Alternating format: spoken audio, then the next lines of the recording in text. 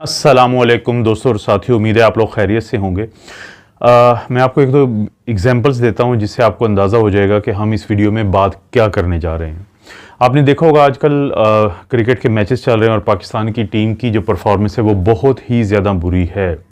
जब भी कोई अहम मैच होता है, ख़ासतौर पे अगर मैं ये बात करूं कि पाकिस्तान और इंडिया के दरमियान होता है, तो पूरी कौम जो है वो उसके रिज़ल्ट पे नज़र रखे हुई होती है। लेकिन हमारे कुछ जो चैनल्स हैं उन्होंने दो गाने बनाए हुए होते हैं, दो किस्म के म्यूज़िक बनाए हुए होते हैं। एक ही होता है कि अगर तो पाकिस्तानी टीम जो है वो जीत जाती है, ख़ासतौर पे इंडिया के ख़िलाफ़, या कोई फाइनल जीत जाती है, कोई ऐसी चीज़, तो फिर कौन सा म्यूज़िक और कौन सा गाना बजाया जाता है कि जियो तो ऐसे। लेकिन अगर पाकिस्तानी टीम वो मैच हार जाती है, जिससे बहुत ज़्यादा तवक्कुआत लगा के बैठे होते हैं पाकिस्तानी लोग, तो फिर दूसरा म्यूज़िक चलता है जिसका मतलब जिसके अल्फाज होते हैं, जिसका म्यूज़िक साथ होता है कि तुम जीतो या हारो सुनो हमें तुमसे प्यार है। एक तो इस मिसाल से साबित होता है कि इंसानों को कंट्रोल करने के लिए कोई म्यूज़िक को या गानों को इस्तेमाल किया जा सकता है। दूसरा, एक बहुत ज़्यादा वीडियो मशहूर हुई थी एक डॉक्टर साहब की कि वो अपने मरीज़ के लिए म्यूज़िक भी बजवा रहे हैं और डांस भी कर रहे हैं। पाकिस्तान का वाक़या है। तो जब उन डॉक्टर साहब से बात की गई तो उन्होंने कहा कि मेरे कुछ जो मरीज़ हैं वो बहुत जल्द बेहतर हो जाते हैं जब मैं इस तरह की अपनी कोई परफॉर्मेंस देता हूं उनके सामने। और तीसरी और आखिरी बात, आजकल पाकिस्तान में सियासी सरगर्मियां अरूज पे हैं। पाकिस्तान की जितनी भी बड़ी पॉलिटिकल पार्टीज़ हैं, जब वो जलसा करती हैं तो अब ये ट्रेंड है, चाहे वो मजहबी जमातें क्यों ना हो, ये ट्रेंड है कि म्यूज़िक का इस्तेमाल किया जाता है, गानों का इस्तेमाल किया जाता है अब उस क्राउड को चार्ज अप करने के लिए। तो इन तीन मिसालों से एक बात तो साबित होती है कि जो म्यूज़िक होता है वो आपके दिमाग पे, आपके जिस्म पे कहीं ना कहीं पे असरअंदाज होता है और उसको इस्तेमाल किया जा सकता है लोगों को हंसाने के लिए या रुलाने के लिए, उनकी हिम्मत बढ़ाने के लिए या हिम्मत तोड़ने के लिए। इसको कहते हैं म्यूज़िक थेरेपी। यहाँ पे मैं आपको एक सिर्फ बात की वजाहत कर दूं कि इस्लाम में जो मौसीकी है वो हराम है, लेकिन हम जब बात करते हैं तो हम साइंस के पॉइंट ऑफ व्यू से बात करते हैं, हम गोरे के पॉइंट ऑफ व्यू से बात करते हैं, हम एक जो वेस्टर्न वे ऑफ ट्रीटमेंट है, एक मगरबी तरीका इलाज जो होता है उसके बारे में बात करते हैं। तो इस बात को आपने वीडियो के शुरू में ही समझ ले। तो जो वेस्टर्न वे ऑफ ट्रीटमेंट की अगर हम बात करें तो 19वीं सदी के आगाज़ से, यानी 1800 से ही म्यूज़िक को ये सोचा गया वहाँ पे कि एक तरीका इलाज के तौर पे इस्तेमाल किया जाए। और उसकी वजह क्या थी कि जो कदीम यूनान था, जो ग्रीक्स थे, वो म्यूज़िक को इस्तेमाल करते थे इन्हीं मकासद के लिए। फिर दूसरी जो आलमी जंग है उसके बाद तो खैर बिल्कुल ये ना हालात ही तब्दील हो गए और म्यूज़िक को इस्तेमाल करना शुरू किया गया एक इलाज के तौर पे। अगरचे मिशिगन एक रियासत है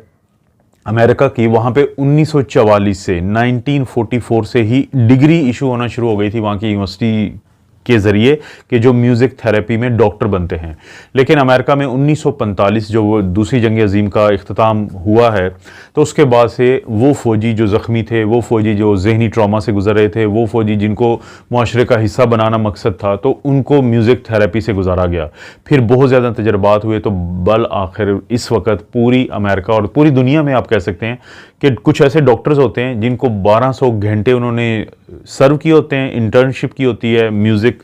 की थेरेपी या तरीका इलाज को सीखने में। इसके अलावा फिर वो बोर्ड सर्टिफाइड होते हैं कि उन्होंने स्पेशल डिग्री ली हुई होती है इस काम के अंदर, कि वो स्पेशलिस्ट होते हैं और उनको हम कहते हैं कि वो म्यूज़िक थेरापिस्ट होते हैं। वो हॉस्पिटल्स में भी जॉब करते हैं, वो नर्सिंग होम में भी जॉब करते हैं, वो अपने घरों में भी पेशेंट्स को क्लिनिक्स में वो देखते हैं। तो मखसूस किस्म के जो लोग होते हैं, डॉक्टर होते हैं, वो म्यूज़िक थेरेपी से लोगों का इलाज करते हैं। वो कौन से लोग हैं जिनको म्यूज़िक थेरेपी से फ़ायदा हो सकता है? मिसाल के तौर पर अगर एक बच्चा है लेकिन उसके कोई जहनी इश्यूज़ हैं, वो बहुत ज़्यादा एंग्जाइटी में रहता है, बहुत डिप्रेशन में रहता है, उसको बिहेवियर के प्रॉब्लम है, तो देखा यह गया है कि जो म्यूज़िक थेरेपी है इस तरह के बच्चों को बहुत ज़्यादा फ़ायदा देती है। इसी तरह से जो बच्चे पैदा होते ही वो कुछ जहनी, डॉक्टर को अंदाज़ा होता है कि ये स्लो हैं या कुछ ऐसा इनका प्रॉब्लम है कि जिसकी वजह से नियोनेटल इंटेंसिव केयर यूनिट, यानी नए पैदा होने वाले बच्चे जो हैं उनका जो इंतहाई निगहदाश्त का यूनिट है, वहाँ पर भी म्यूज़िक थेरेपी को इस्तेमाल किया गया। तो उससे दो फ़ायदे हुए। एक तो बच्चों का जो जहन होता है म्यूज़िक के साथ वो स्टिमुलेशन को अटैच कर देता है, तो जिससे उनकी एक्टिविटी बढ़ती है। और इसी तरह से जो फैमिली होती है, जब वो भी देखती है कि उनका बच्चा म्यूज़िक पे रिएक्ट कर रहा है, तो उनको भी किसी हद तक एक सुकून मिलता है कि बच्चा जो है वो बहुत ज़्यादा किसी मसले में नहीं है। इसके अलावा जो शुगर और के मरीज़ हैं, दिल के मरीज़ हैं, इनके ऊपर जो तजर्बात हुए हैं, तो उसमें भी देखा गया है कि जो म्यूज़िक है या म्यूज़िक थेरेपी है वो इनको बहुत ज़्यादा फ़ायदा देती है और इनको जो बीमारी है उसमें बेहतरी देखी गई है। अल्जाइमर के मरीज़ जो होते हैं वो भूलने की बीमारी का शिकार होते हैं, लेकिन जब वो म्यूज़िक थेरेपी के ज़रिए उनको कुछ ऐसे पैटर्न बन जाते हैं कि जिससे वो अपने उस म्यूज़िक के साथ अपनी याददाश्त को बेहतर बनाने का अमल जो है वो तेज़ करते हैं। इसी तरह से खुदा न खास्ता अगर किसी को कोई ट्रॉमा हुआ हो, किसी को बहुत बड़े सानहे से गुजरना पड़ा हो, तो उसके बाद भी देखा गया है कि जब म्यूज़िक थेरेपी को इस्तेमाल किया जाए तो ट्रॉमा जो होता है वो उससे निकलने में बहुत ज़्यादा मददगार है। एक ऑटिज़म एक बीमारी होती है कि जो बढ़ते हुए बच्चे होते हैं ख़ुसूसी तौर पे, उनके अंदर जो बाकी बच्चों से वो थोड़े मुख्तलिफ होते हैं, तो उनके लिए भी जो म्यूज़िक थेरेपी है वो इस्तेमाल की जाती है ताकि दूसरे बच्चों की तरह उनकी नशो-नुमा भी प्रॉपर हो सके। इसी तरह से बहुत सारे लोग जो क्रॉनिक पेन होता है, जिनको जिस्म में दर्दें रहती हैं, जिस्म में बहुत ज़्यादा तकालीफ रहती हैं, तो आहिस्ता आहिस्ता वो डिप्रेशन में चले जाते हैं, वो एंग्जाइटी में चले जाते हैं, तो उनको भी जो म्यूज़िक थेरेपी है वो बहुत ज़्यादा फ़ायदा देती है। और आखिर में जिस तरह बार बार मैंने डिप्रेशन और एंग्जाइटी की बात की है, तो खुदा न खास्ता वो लोग जो बहुत ही ज़्यादा बेचैन रहते हों और उनको मायूस रहते हों, तो आप ख़ुद भी ये कभी देखें कि बाज़ औक़ात अगर आपको 100 म्यूज़िक आपके सामने लगाए जाएं, तो उनमें से कोई ना कोई एक म्यूज़िक ऐसा होता है जिसके साथ आपका जो दिमाग है वो कनेक्ट करता है और आपको बहुत अच्छा लगता है। और ये म्यूज़िक की मुख्तलिफ़ शक्लें होती हैं जो आपको एक्टिवेट करती हैं, जिसके बाद से आप अपनी ज़िंदगी में एक भरपूर होने का आपको एहसास होता है, बजाय इसके कि आप ये सोचें कि आपकी ज़िंदगी जो है वो किसी भी काम की नहीं है। और आप दरमियान में एक चीज़ का वैसे आपको बता देता हूँ, बहुत सारे गाने सुनने के बाद आप एनर्जेटिक फील करते हैं और बहुत सारे गाने सुनने के बाद आपकी आंखों में आंसू आ जाते हैं। तो ये दोनों चीज़ें क्या होती हैं कि ये दोनों चीज़ें आपको या तो आगे बढ़ने में मदद देती हैं या फिर किसी याददाश्त में आपको हिट करती हैं जिससे आपको आंसू आते हैं, लेकिन दोनों सूरतों में आपका दिमाग पर बहुत ज़्यादा असर होता है म्यूज़िक का।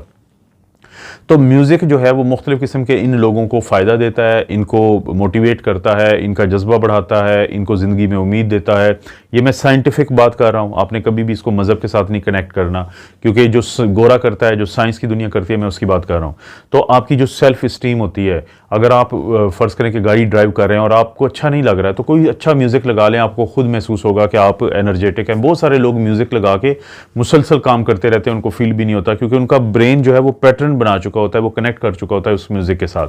तो म्यूज़िक थेरेपी जो है वो करने वाले तो मखसूस किस्म के लोग होते हैं, लेकिन करवा कोई भी सकता है उस बंदे या बंदी के पास जाके जो म्यूज़िक थेरेपिस्ट होता है, डॉक्टर होता है।